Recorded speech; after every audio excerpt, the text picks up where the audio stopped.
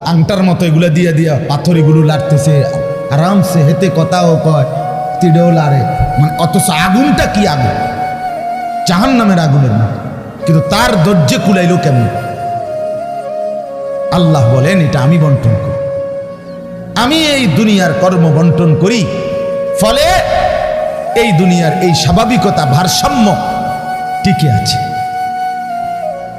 আমরা আল্লাহর সাথে বেশি তুচ্ছ অবজ্ঞা করছি, আমরা জানি না আমাদের শেষ পরিণতি কি। ওমা কাদারুল্লাহ হাক্কা কদরি, আল্লাহ বলছে বান্দা তোমরা আমাকে যথোপযুক্ত কদর করলা না।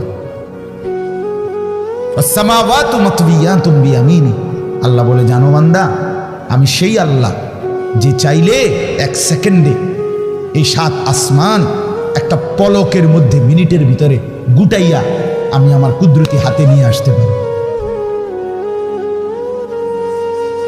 তুমি কোন নেতার উপরে ভরসা করে অহংকারী করছো? কিসের উপর? তোমার এই বিল্ডিং না,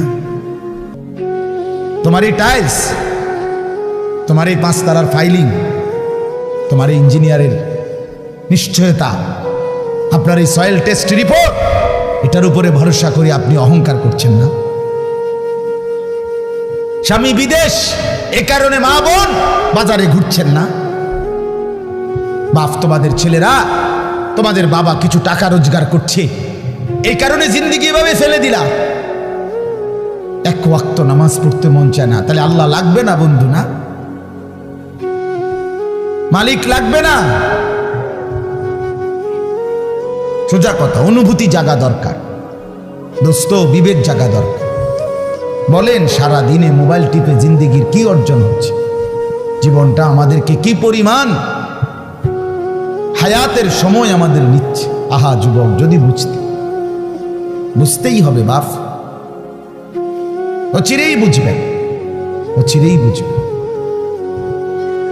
এই প্রযুক্তি আগে ছিল না, আগামী দিনে থাকবে না। ফেসবুক থাকবে না, ইউটিউব থাকবে না, যেহেতু আগে ছিল না, সামনেও থাকবে না। কত প্রযুক্তি তো নাই। ফিতাওয়ালা সেই ক্যাসেট এখন নাই। তখন কি ফিতাওয়ালা ক্যাসেটওয়ালারা ভবিষ্যৎবাণী করছিল যে এটা আর থাকবে না? পাতলা পাতলা যে সিডি, এগুলো তো এখন নাই। তখন কি ওই সিডিওয়ালারা ভবিষ্যৎবাণী করছিল যে এগুলো থাকবে না?